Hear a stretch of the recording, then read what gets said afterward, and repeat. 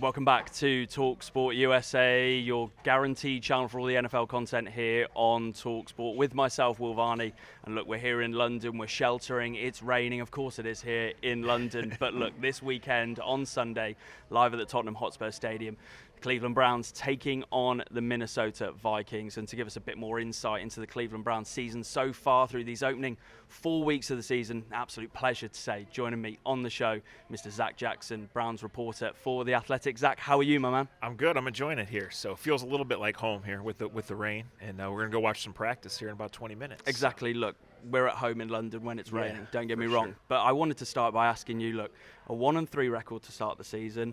You have that game-winning field goal to beat the Packers. You've got all the noise and the drama surrounding Shedeur Sanders being a third-string quarterback.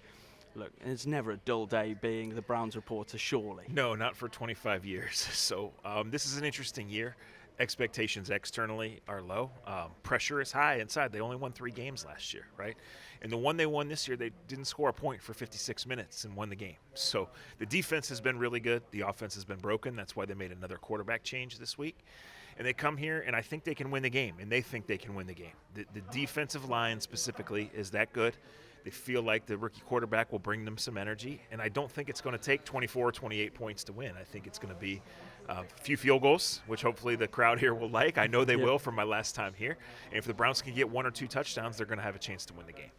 Regarding the start to the season then, before we dive into sort of the offense and the defense, when we look at the overall reflections of what you've seen through the first 4 weeks of the season, I mentioned when it beating the Packers, a surprising win to many people with that game-winning field goal. Yeah. But what have you made of these opening 4 weeks? Has it gone like you thought it would pre-season? Yeah, clearly the defense was going to be the strength of the team, and it has been. I think it's probably even better maybe in 3 games than we thought, and they've kept them alive. You know, what fans think and what the coaches and players think is they should have at least 1 more win, right? And the defense has been that good, but the offense has been that bad. In the last 3 games, they've only had 1 touchdown. Now, one of those they got a garbage time touchdown, but they were down 41-10, right? So there's a way they have to play. They have to play ugly. They have to keep it low scoring. They have to force the opponent into turnovers, which they've only done twice. So that's the one knock on the defense is they need to force those turnovers. But they made a quarterback change because it just wasn't happening. And it certainly was not all on the quarterback. But the offensive line has struggled. Sunday's going to be the 5th game. It's going to be the 5th different offensive line combination.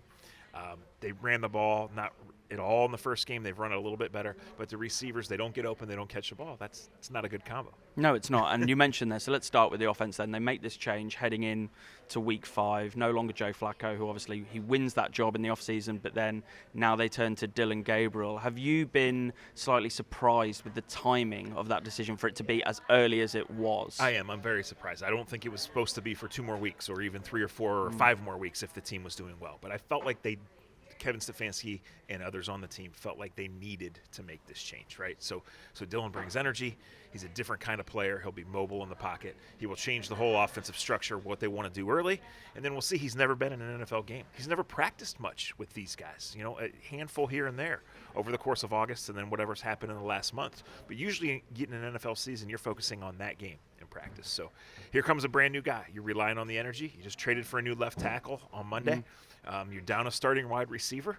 So Dillon Gabriel doesn't have to be phenomenal, but if he's not really good, I don't know what really is going to change because the offensive line and the receiver problems still linger. Yeah, and I suppose looking at the timing, is it more a case of looking at the AFC North in general and almost maybe a little bit of surprise at the fact that, you know, Cincinnati are without Joe Burrow, the Ravens have struggled in recent weeks and now without Lamar, and, you know, Pittsburgh, there is this inconsistency with the Steelers. So is there a feeling within the Browns that, you know, if they were going to make a move, it would be now, considering that this maybe isn't as strong a division as maybe people once thought? You're on it. It has to be, right? The urgency is probably the word. And I think the head coach and I think a lot of people who have been here, and specifically the older players on this team, most of whom are the better players on this team, they have to feel that urgency after they crashed last year, right? So, yeah, you're looking at an opportunity here to play the Vikings in London, then go to Pittsburgh where they haven't won a regular season game in 22 years, right? Some record. But if you win both of those, you're right there in first place. And nobody thinks this team can win the Super Bowl.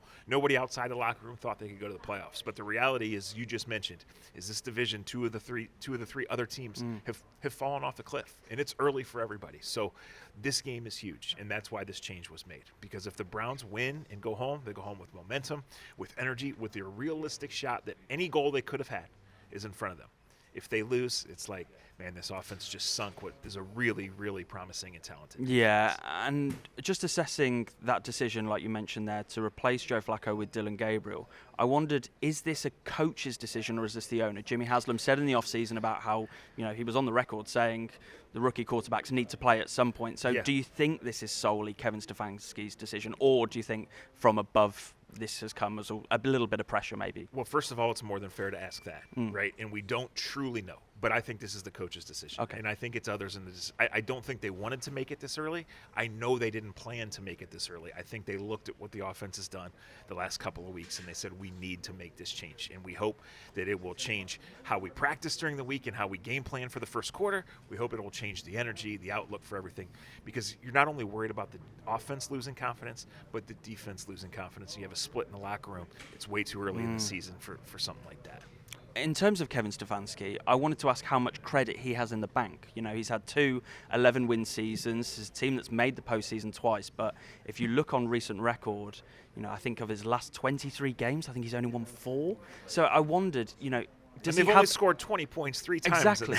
So therefore, to that point, does he have enough credit in the bank where if the Browns are to have another poor season, you mentioned pressure, is he able to stay as the head coach of this team? It's a great question. I think he had more 2 Mondays ago than he did last Monday, right? And more than he does right here before we go watch him practice. So it's a great question.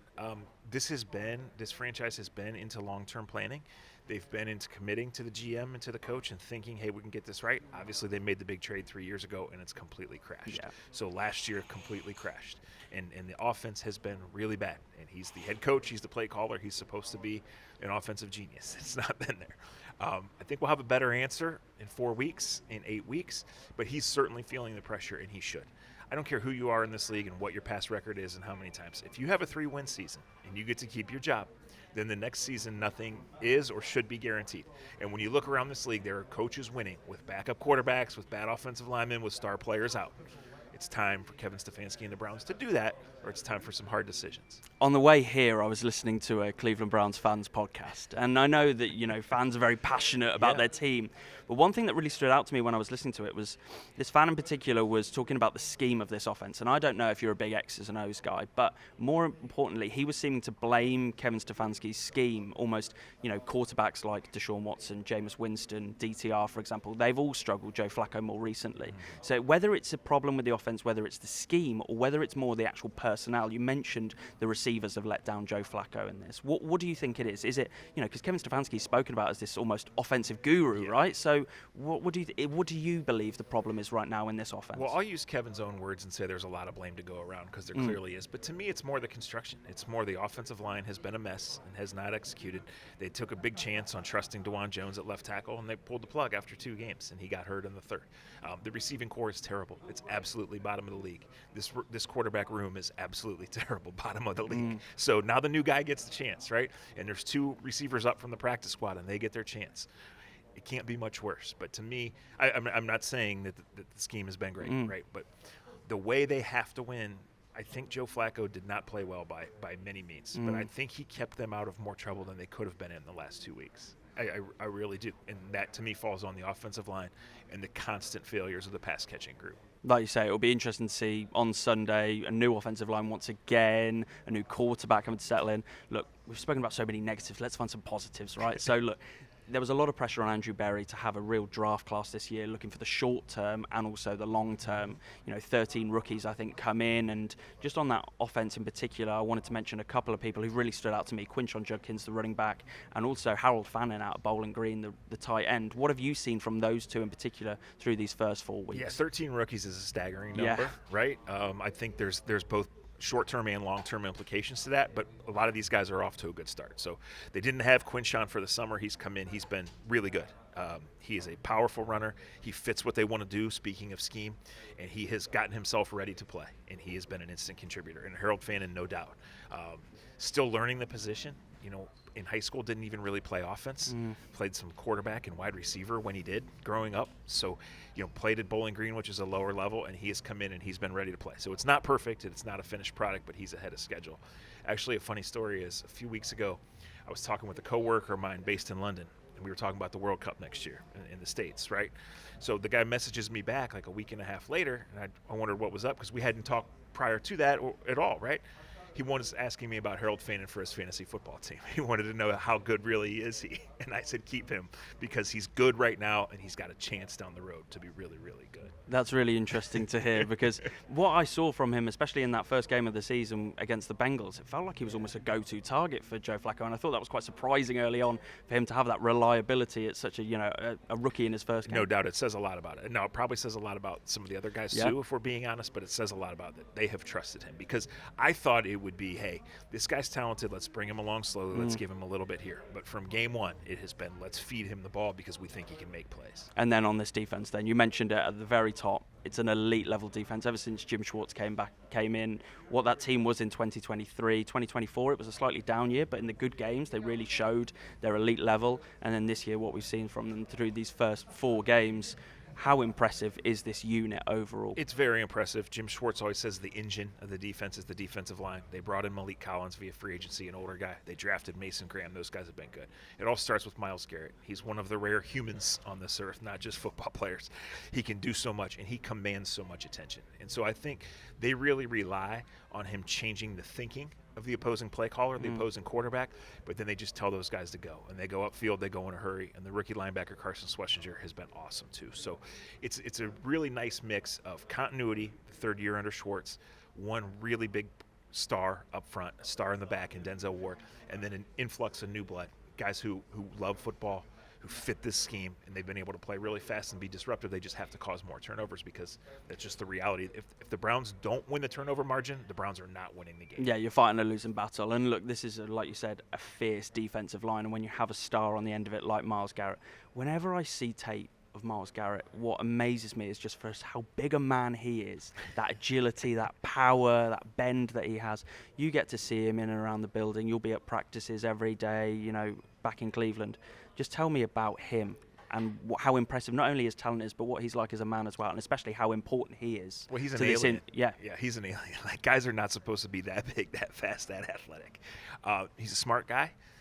He's a crazy, crazy athlete. He has interests outside of football, but he has really locked in the last couple of years on making little improvements to his game. Just like from a physical gifts and physical attribute standpoint, he's 1%, right? But he has really added to his game all the time. He's bringing relentless effort. This defense fits him. He's kind of grown into more comfortable with a leadership role, with being a star, right? I mean, he was the number 1 pick, but you come to a team that doesn't win a game, So I think he's certainly an interesting guy. He embraces to a large extent what he has to be, and I think he's going to be 30 in December. But I think we're just like scratching the surface. Like, I think Myles Garrett has a chance to be a top-level athlete as far as being known in a top-level pass rusher here for a long, long time. You mentioned there, he turns 30 in December. With all that noise that happened in the offseason about the trade request, he then signs that new deal. And the fact that he's going to be turning 30 in December, do you foresee him sticking out his career as a Cleveland Brown for life? Or do you think there is still this possibility that, there was a lot of talk that he wanted to join a contender? If the Cleveland Browns are not that in 2 years, could we see it all happen over again? What do you think? Well, by Cleveland Brown standards, next Tuesday is a long time from now. So I don't know what's going to happen 2 years from now, right? But that contract and Myles' ability says that he's probably going to be here for a long time. And that was the intent. So he was very methodical, very planned, very intentional with the way he did that. He started before the season was even over. It led up to the Super Bowl week and the way he did that. He came back, he took the money. I think he realizes the commitment that's involved there, but he's just continuing to play at a high level. And I think that's what the organization says. It's like, look, this relationship is not perfect.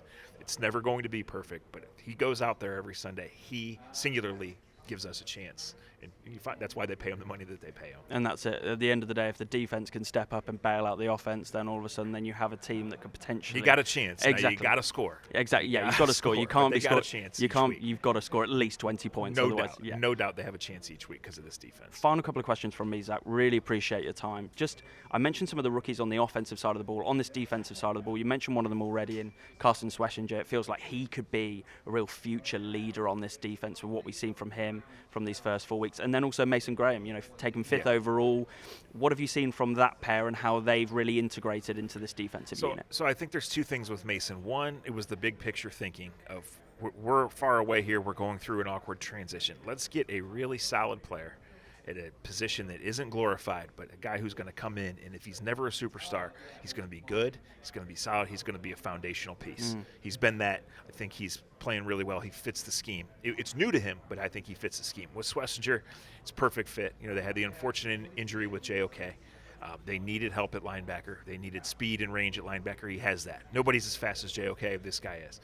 He was not a scholarship player for his first 3 years of college, but he kind of late bloomer, very smart, took off, physical, never leaves the field, never wants to leave the field, and he's just been a really good culture fit and a really good on-the-field fit. And his job is to just follow the play that the defensive line follow the havoc, and he's really good at that. And so it was good scouting. It's good coaching to get him ready to play all the time as a rookie, because I don't care how good you are, that's hard. And it's just a really good fit for him for embracing everything that he has to do. He's a quiet guy, doesn't say a lot, isn't flashy, but, man, he's a football player. Yeah, and like you say, if there's real talent on this defense, and like you say, that mix of veteran presence and also that youth, then it's a defense that's not only built for the short term but the long term as well. Finally, from me, Zach, just looking ahead to this Sunday, look, the Minnesota Vikings are going to be looking to bounce back after that defeat to the Steelers in Dublin. They always say about a wounded animal, they're almost more dangerous, right? But, it's obviously going to be a lot of pressure on Dillon Gabriel having to deal with the Brian Flores defensive scheme. But what is the one key thing that you're looking out for on Sunday? It might be a matchup, it might be a player in particular. What are you going to be keeping your eyes on? They have to win the turnover battle. The defensive line has to win and win consistently. If they can create either a defensive touchdown or a short field opportunity for Dillon Gabriel, they'll have a chance. They can. Carson Wentz will turn a ball over, and the Browns can beat the Vikings. Now, as far as Dillon Gabriel, what's good? I think 2 touchdowns and 1 interception is great. I think 160, 180 yards is great. We're not looking for 400 yards and 4 touchdowns here, right? Manage the emotions, manage the game, rely on the defense a little bit, hope like crazy that guys catch the ball, and just try to have a chance to win it on a field goal in the fourth quarter. Well, we're looking forward to seeing how it plays out. Live commentary on talkSPORT 2 on Sunday. Look, Zach, really appreciate your time. Thank you so much for joining me. All right, glad to do it.